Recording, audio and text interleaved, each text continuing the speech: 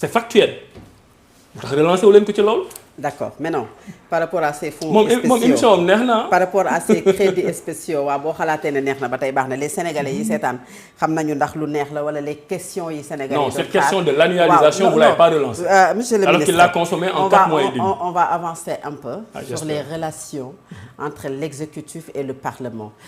sa naataango ministre muy jëriñ juñ denk wàllu industrie ak wàllu koom dafa génn yàggul wax ne lu jëm ci wàllu pencum ndaw réew bu Sénégal dañ koy tas le 2 décembre maanaam ci weeru décembre dinañ tas pencum ndaw réew bu Sénégal ndax yow également am nga information boobu. mais li mu wax principe de droit la rek légalement encore une fois président de la République bu amee assemblée nationale. bu demee ba am 2 ans am na droit tas ko on parle de droit c'est-à-dire que le 2 décembre pourquoi waxul le 3 pourquoi waxul le 4 pourquoi waxul le 5 parce que moom calcul bu mu def dafa jàpp ne le 2 ans yooyu di mat donc am na droit tas ko. bu ko neexee mu tas ko le 4 bu ko neexee mu xaar bañ ko tas et cetera mais il rappelle un principe de droit. Maintenant dans la pratique c'est le président de la République qui va apprécier. léegi oui xam nga yoon moo ko may. li ngay évoquer droit moom bari na lool ci mbiri c'est légal bien sûr mais tey bu doon am lan moo koy motiver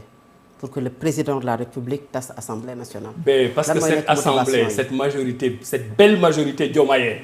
a été travestie. elle a été travestie c'est-à-dire que tey Pastef ak ñun ñi àndoon ak Pastef bon déjà arnaque bu njëkk bi foofu la commencé Pastef turam moom la demee élection législative mais du Pastef moo demee élection législative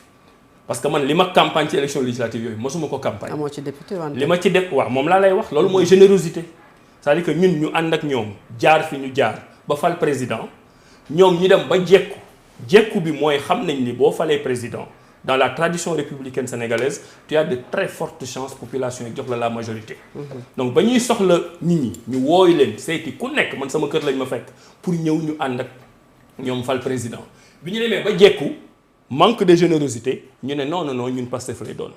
mais ñun on a été logique xam nga lu tax ñu logique parce que ñaari mot d'ordre lañ campagne premier mot d'ordre bi mooy fal nañ président nañ wuti majorité pour jox ko. président Sénégal yi fi mas a nekk ñëpp amul ku ci mas a échoué ci loolu c'est une élection boo xam ne jarul def sondage parce que tu sais à l'avance que le président de la République da koy gagner à l'avance tu le sais donc ñoom ci lañ ne ñoom Pastef mooy dem à l'époque j'avais dit que on va à l'élection législative aux élections législatives avec un bateau qui bat pavillon Pastef mais qui n'est pas Pastef man dama campagne samay morom dañu campagne keneen ak keneen dañu campagne ba am majorité boobu donc majorité boobu 2 mots d'ordre yi bu njëkk bi mooy fal nañ président Diomaye nañ ko utal majorité loolu lañ jaay Sénégalais yi deuxième mot d'ordre bi mooy boo leen joxee opposition bi majorité à l'Assemblée président Diomaye du am lu mu liggéeyee dans la définition négative de la majorité et dans la définition positive de la majorité il y a un mot d'ordre mooy nañ wut majorité jox ko Diomaye étant entendu que le mandat de Diomaye est intangible dans tous les cas c'est un mandat de 5 ans donc majorité bi ñu koy wutal c'est pour que mu jàppale ko durant tout son mandat donc cette majorité boo leen ko waxee ñuy xataraayu elle est fatalement diomayenne c'est parce qu'il y a la trahison politique. qui est loyale à Ousmane Sonko. c'est majorité bi. loolu mooy trahison politique loolu mooy arnaque bi da nga wër kooku nga wax du président de la République Diomaye mooy président de la République da nga wër Sénégal ne jox leen ma majorité ma jox président Diomaye 2 bu leen jox opposition majorité parce que boo leen joxee opposition majorité dañuy xeex président Diomaye.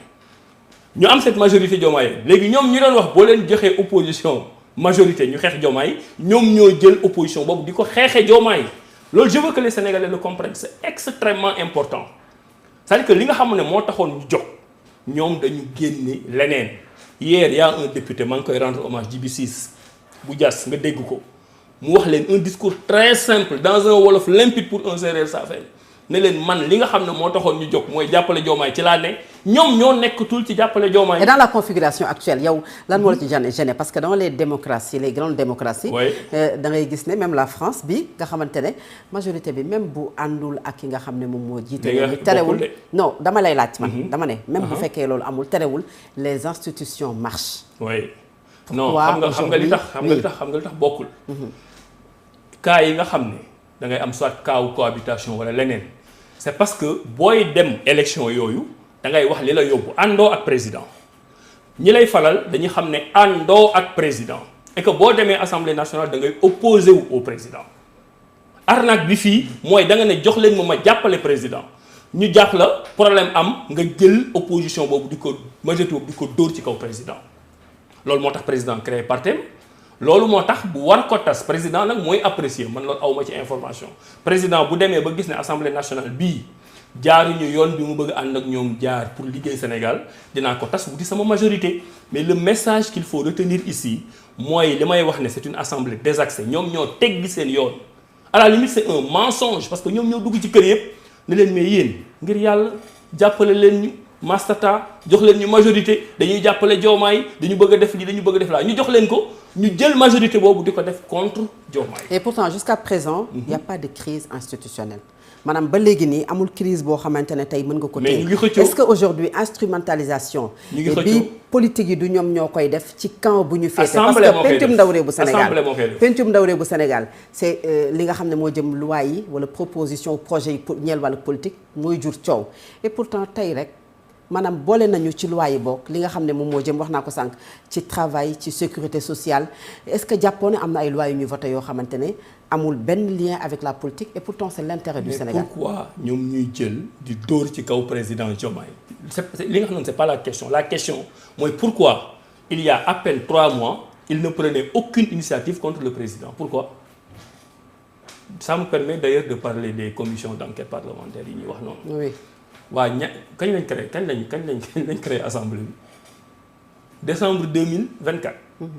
ñu installé leen on est d'accord mu jàll 2025 jàll ba 22 mai 2026 jàll waa ji ñëw en tant que rescueur d'ailleurs moi je considère qu'il n'a aucune légalité aucune légitimité à être député ou à être président de l'Assemblée nationale c'est ma conviction c'est ma lecture politique c'est ma lecture de juriste malheureusement demuñu fa mbaxee ndey doone benn pour régler ce problème là waa léegi pourquoi avant amul commission d'enquête parlementaire pourquoi amul pourquoi tant que waa ji moo nekkoon premier ministre amul commission d'enquête parlementaire dëkk bi amuñu ñu fi saytu amuñu dara lu ñu saytu léegi parce que yéen nekkatu leen premier ministre ngeen dem assemblée nationale léegi tout devient suspect ñi baaxoon compétent di doxal di respecter procédure baaxul dañ leen war a saytu loolu mooy proposition de loi yi pourquoi defuñu proposition de loi yi pendant toute cette période ñaata proposition de loi lañ def pendant toute cette période pourquoi defuñu proposition de loi kon pour dindi amnistie pourquoi defuñu ko léegi yow doole jooju ngeen di wax ne yëpp assemblée yéen a ko am da ngeen di respecter procédure yi yéen a ngi transparent pourquoi exercer wuñu ko pendant que seen waa ji nekk premier ministre question yombul de tontu bi dina jafe loolu mooy wane ne ils sont en train d'instrumentaliser fan nga mas a gis ci àdduna une commission d'enquête parlementaire commission d'enquête donc enquête tu es en amont contrôle a priori nga jël intitulé ko ne les irrégularités ngay xool irrégularité mooy lan mooy li ñuy def baaxul da nga koy sanctionner irrégularité boo ko constaté da ngay sanctionner mais doo def commission d'enquête parlementaire parce que da nga gis ay kan moo gis irrégularité yi jëlal ministre de l'enseignement supérieur que je connais le mieux waa léegi ban député moo dem assemblée nationale moo dem ministère de l'enseignement supérieur ba gis ay irrégularité ci un étudiant hors l'ordinateur ba ne damay def enquête tappalay kese c'est-à-dire que même la sémantique daf leen di trahir ci seen volonté de sabotage. et sànq li ngay wax noonu naan majorité bi est une majorité diomayenne mais dañu ko détourné. Est-ce que ñoom également li ñuy wax moom mooy c'est parce que Diomaye a été élu pour le projet PASTEF et doxal tout projet boobu. waaw loolu c'est subjectif loolu sénégalais bu nekk ni ngay interpréter suñu émission bu paree dina am ñu ne dafa neex am ñu ne neexul am ñu naan yu Fat Abdou xaw na koo rey keneen Abdourahmane xaw na koo rey c'est pas le but man yow nag sama sœur nga bëgg naa Sénégal yëpp xam ko sama waaye mais il faut des fois nag ma lay wax aussi yenn affaires yi. mais man it ma lay wax yenn affaires non mais on est d'accord moi on est fair play yow xam nga ne le respect est mutuel wax dëgg yàlla te loolu du changer vraiment macha allah. c'est ça non damay tooñ rek. voilà nous sommes pas là pour. mais léegi ñoom du ñoom ñooy apprécier projet bi ñu ngi koy doxal ak doxaluñ ko dans ces conditions. Je reviens aux enquêtes parlementaires ban député moo dugg ministère de la pêche ministère de l'enseignement supérieur wala ci foncier bi ba ni dama fa gis ay irrégularités yow kay boo gisee irrégularité kon daf na enquête amatul faatu nañ logique rek boo gisee irrégularité maanaam enquête amatul da ngay ñëw pour sanctionner nee naa la seen cuune ak seen esprit de vengeance seen justice des vainqueurs moo leen yóbbu ci erreur yu mel noonu nga ne ay irrégularité ngay xool te dafa ko enquête loolu benn la mais li ci gën a cocasse mooy tous ceux qui sont au cabinet actuellement de l'actuel président de l'Assemblée nationale mais ñoom ñoo nekkoon aux affaires ñoo nekkoon aux affaires pêche ñoo nekkoon aux affaires enseignement supérieur léegi ñoom ñooy contrôler seen léegi ñoom waa léegi waa non être dans le cabinet ne veut pas je te donne un exemple être parlementaire. je te donne un exemple précis être dans le cabinet bokkul. waa léegi je te donne un exemple précis ak ki député bi nga xamante ne mooy saytu man yu leer nañ laa lay wax ki nekk ministre de l'enseignement supérieur nga xam ne moom remplacé nga xam ne Sénégal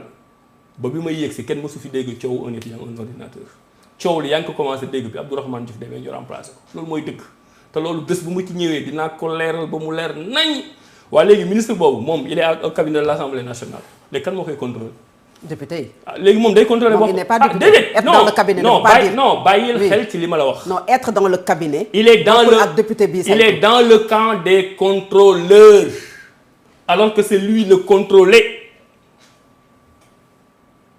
bàyyil xel man gis nga man du ma la waxu caaxaan il est dans le camp des contrôleurs. alors pour yow le contrôle moom la concerné. mais sur cette partie là bu mujj bi nii li coow li ñuy wax nii yëpp. mais moom la concerné moom moo la gën a xam ne moom la concerné. am na lu ma ci wax ci benn émission d'ailleurs c'est l'occasion de rappeler gis naa ne le président de l'Assemblée nationale tontu na ma 2 fois parce que bi ma waxee ne dama bëgg commission d'enquête yi ñu def ko en monovision def ko en direct télé yëpp ñëw am na ñu d'accordul woon dégg naa ko mu toog assemblée. ne moom affaire bi day nekk audience publique ñëpp di déglu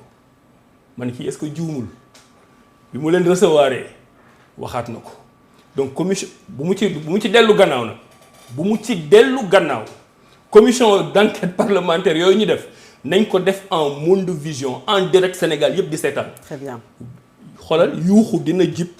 fa ñu ko xalaatewul woon. et justement par rapport ak assemblée boobu ñu nekkoon ci élection yooyu muy tas pencum ndaw bu Sénégal beneen bi moom mooy le couplage des élections législatives ak élections locales yi